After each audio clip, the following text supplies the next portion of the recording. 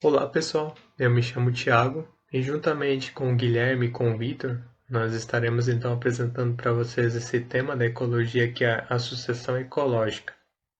Então, o primeiro passo aqui a gente quer trazer um panorama geral, né? Uma contextualização do que é esse processo, como ele funciona e mais para frente então a gente vai trazer alguns exemplos para vocês entenderem melhor, né? Para dar uma clareada então nesse conceito. Bom, a sucessão ecológica, ela é um processo de mudanças, ou seja, uma série de mudanças por quais uma comunidade passa ao decorrer do tempo. E essas mudanças, elas ocasionam uma alteração na composição de espécies, ou seja, as espécies que se instalam nesses locais, ao decorrer do tempo, elas vão substituindo umas às outras, então elas vão mudando essa composição, né, das espécies que estão presentes ali. E esse processo ele não ocorre de qualquer maneira. Então, ele é um processo ordenado e gradual, com alterações no ambiente físico. Então, as espécies, ao longo desse processo, vão provocando algumas alterações no ambiente, como, por exemplo, um acúmulo de nutrientes no solo. A gente sabe que o nitrogênio é um nutriente muito importante, né, para o crescimento de plantas, então pode ter um acúmulo desse nutriente e várias outras alterações que podem ocorrer. E esse processo, né, ele se dá numa determinada sequência até alcançar um estágio que a gente chama de clímax, que a gente vai até explicar um pouquinho melhor mais para frente, mas é um estágio que tem uma característica mais ou menos permanente, né, persistente no caso. E esse processo de sucessão a gente pode observar muito bem após perturbações. Aqui nessa imagem, né, a gente tem um exemplo de um incêndio que muitas vezes é causado pelo ser humano, mas existem várias outras perturbações que o ser humano pode causar, como um desmatamento, por exemplo. Mas existem também perturbações naturais, como um período de seca ou aquelas lagoas que secam em determinados períodos e depois enchem novamente, ou até mesmo um furacão.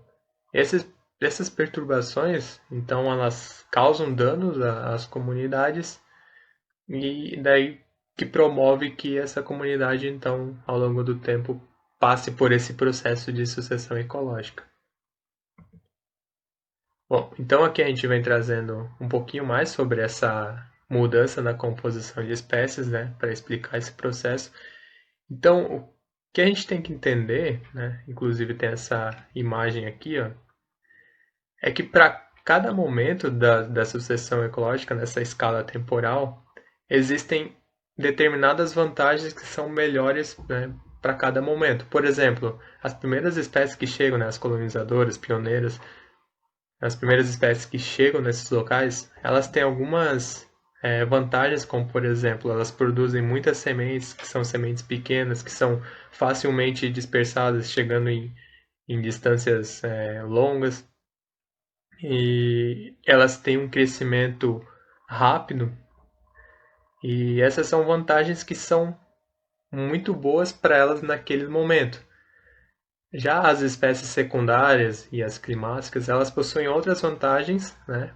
Mas que num momento posterior, então vai fazer com que elas tenham uma vantagem competitiva sobre essas colonizadoras pioneiras, porque as secundárias, as climáticas, elas têm as sementes maiores, né? Elas produzem menos sementes e elas demoram mais para crescer, porém, né, quando elas crescem, elas conseguem atingir alturas maiores, né, na sua maturidade. Então, isso promove locais com sombra que as pioneiras e as colonizadoras não têm tanta tolerância.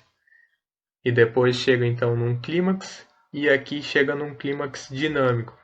Então a gente não falou muito sobre clímax dinâmico, mas a gente trouxe o clímax como um estágio final, um estágio persistente. Porém, a gente sabe que esse clímax, mesmo por ele ser um ambiente persistente, ele não fica estagnado, ele passa por uma série de mudanças e que isso vai ser explicado daqui para frente. Entrando agora na parte do clímax dinâmico em si, nós podemos dizer que a sucessão ela se dá em um modelo de equilíbrio dinâmico, ou seja, o processo de sucessão ecológica não possui um objetivo climático ou estático final, digamos assim, onde a composição de espécies irá se manter a mesma pelo resto da existência de uma determinada comunidade. Na verdade, o que acontece é uma variação que pode ser de leve ou alto grau, dependendo do ambiente que nós estamos observando, na composição de espécies. Isso se dá porque o processo de clímax ele é frequentemente perturbado, digamos assim, por diversas variáveis intrínsecas àquela comunidade, como a sazonalidade de alguns recursos e a sobrevida de indivíduos de espécies pioneiras e climáticas. Um exemplo bem típico disso é a formação de clareiras em áreas de sucessão climática com a queda de grandes árvores, que são geralmente indivíduos de sucessão mais tardia. Com a queda destas árvores, então, se formam locais livres de sombra, onde espécies pioneiras podem voltar a colonizar aquele ambiente, tornando a composição de espécies daquele local mais dinâmica e fluida.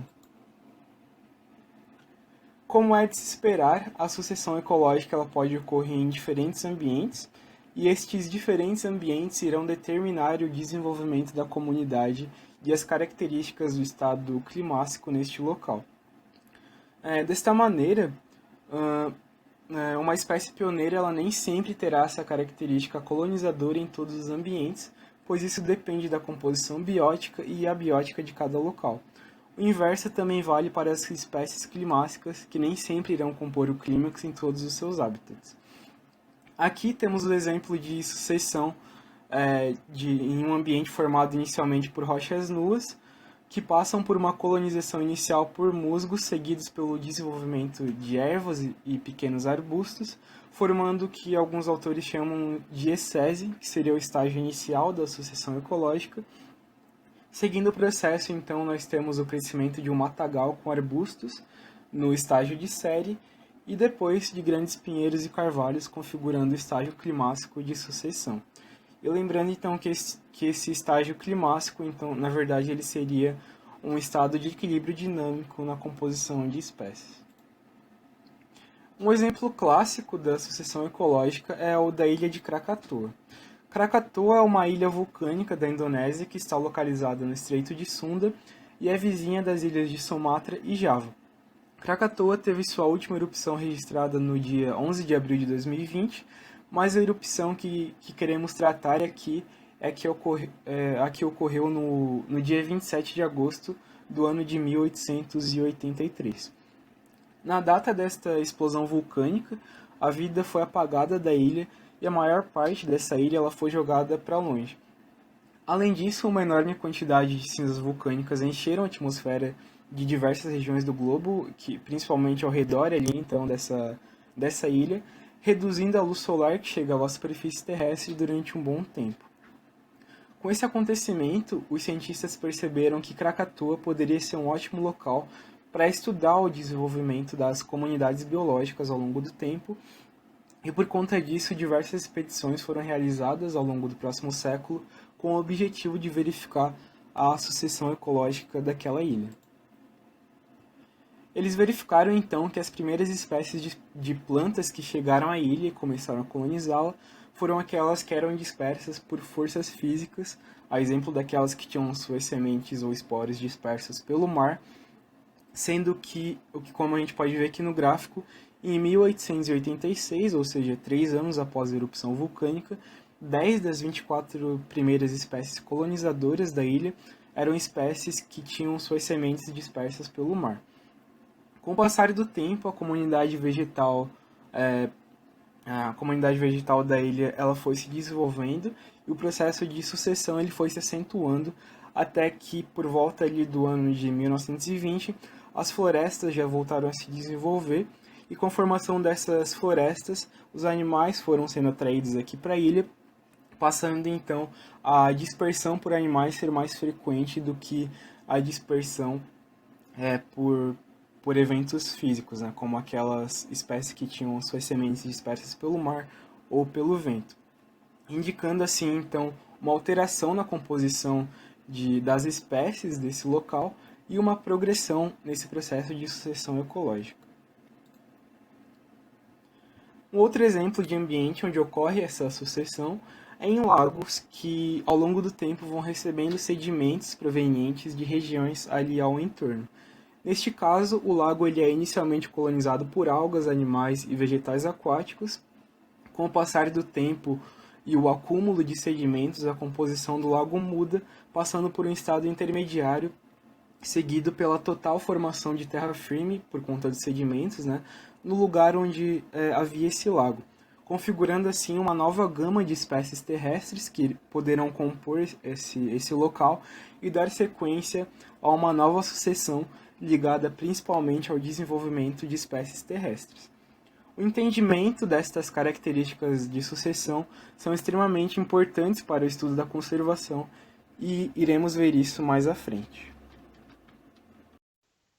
Antes de falar do papel da sucessão ecológica na conservação, é importante entender o que são espécies nativas e o que são espécies exóticas e invasoras.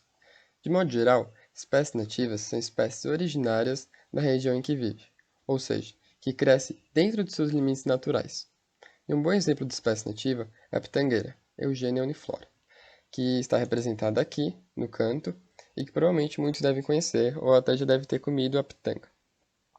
Essa espécie é nativa da Mata Atlântica e tem origem aqui no Brasil. As espécies exóticas são espécies que se estabeleceram para além da sua área de distribuição natural, que não é originária de um determinado local.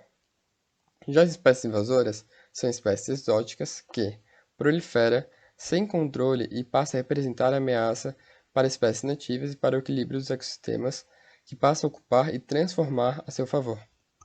As espécies invasoras se adaptam às condições do ambiente no qual se inserem e, além de suas vantagens competitivas naturais, são favorecidas pela ausência de inimigos naturais, predadores, o que lhes permite se multiplicar e degradar ecossistemas. Elas competem com as espécies nativas por recursos como território, água e alimento. Em alguns casos, se alimentam de espécies nativas, o que agrava ainda mais seu impacto no meio ambiente local. Como é o caso, um bom exemplo disso é o pinus. Eles são nativos do hemisfério norte e eles vieram aqui para o Brasil. Eles têm crescimento muito rápido, conseguem danificar o solo e impedem das outras plantas de crescerem. E, claro, elas impedem as plantas nativas de se expandirem. Falando nisso, existe um projeto aqui na UFSC que visa impedir a invasão biológica do Pinus sp, no Parque Municipal das Dunas da Lagoa da Conceição. Aqui está uma imagem disso, aqui estão os pinos, aqui em cima, e aqui está uma foto depois do mesmo lugar, sem os pinos. Infelizmente, essas espécies invasoras têm um papel negativo para o ecossistema nativo durante a sucessão ecológica, pois elas normalmente dominam as comunidades de plantas durante a sucessão inicial.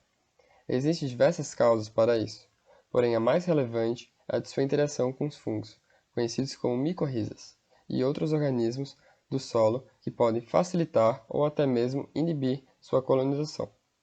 A fauna possui importância fundamental no processo de sucessão ecológica, visto que são seres dinâmicos e se movimentam por ambientes variados, acabando por transportar pólen, sementes e frutos, atuando positivamente na dispersão vegetal ao enterrarem, regurgitarem ou defecarem as sementes.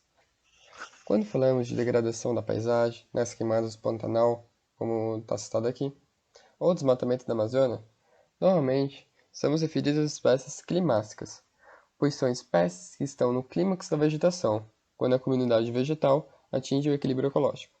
E quando ocorre alguma coisa dessas, não só a flora é prejudicada, mas também a fauna. Muitas espécies que dependem dessas árvores são extintas no local, e como sabemos, as espécies climáticas têm um crescimento muito lento, ou seja, até elas crescerem e se restabelecerem, vai demorar muito. Além das espécies vegetais, vão ser muito diferentes e os animais que antes habitavam lá vão estar em menor número ou mesmo extintos. Por isso é importante conservar essas áreas. Felizmente, foram criadas as unidades de conservação, que têm como objetivo proteger áreas naturais para a conservação da biodiversidade, tanto da flora quanto da fauna, mas também os micro-organismos, corpos de água, solo, clima, paisagens e todos os processos ecológicos pertinentes aos ecossistemas naturais, entendendo a importância de conservar ambientes que guardam atributos ecológicos, cênicos, históricos e culturais. Algumas categorias de unidades de conservação protegem também o patrimônio histórico-cultural e as práticas e o modo de vida das populações tradicionais, permitindo o uso sustentável dos recursos naturais. Nesses locais, é importante manter um ambiente sem perturbações, como a ação antrópica principalmente.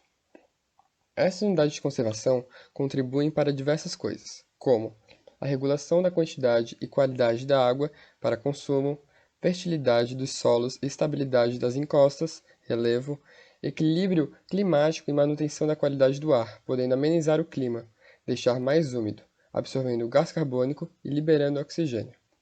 Alimentos saudáveis e diversificados, garantir ambientes conservados para que as abelhas, borboletas, aves e vários outros animais possam transportar o pólen até diversas espécies de plantas para fertilização e frutificação, essencial para a produção de alimentos. Base para a produção de medicamentos para doenças atuais e futuras, áreas verdes para lazer, educação, cultura e religião, para pesquisa científica, para o turismo, dentre outras. Um ótimo exemplo de unidade de conservação é a UCAD, Unidade de Conservação Ambiental de Sterro. Encontra-se localizada na região central da ilha onde está Florianópolis, no bairro Saco Grande, na subida antes de entrar para o bairro de Cacupé. Aqui está a localização dela, aqui está o totem de entrada e aqui está o logo. A área apresenta uma diversidade de comunidades biológicas, abrigando animais e vegetais nativos, além da vegetação exuberante e beleza cênica. A área é formada por morros e montanhas com inestimáveis recursos hídricos. Caracterizada por uma floresta ombrófila densa, a unidade apresenta formações em estágios iniciais e avançados de regeneração, mantendo resquícios de vegetação primária. Essas formações tornam-se indispensáveis para a manutenção de córregos, riachos e outros corpos d'água, atuando como reguladores do fluxo dos mananciais e responsáveis pela qualidade de vida das populações do entorno. Em 1995, a unidade foi vinculada à UFSC, com o objetivo de preservar a floresta tropical atlântica, permitir a realização de pesquisas, cursos e diversos programas de educação. Então, é basicamente isso. Aqui está o fim da aula. Eu gostaria de agradecer e qualquer dúvida é só pesquisar ali no mandar por e-mail.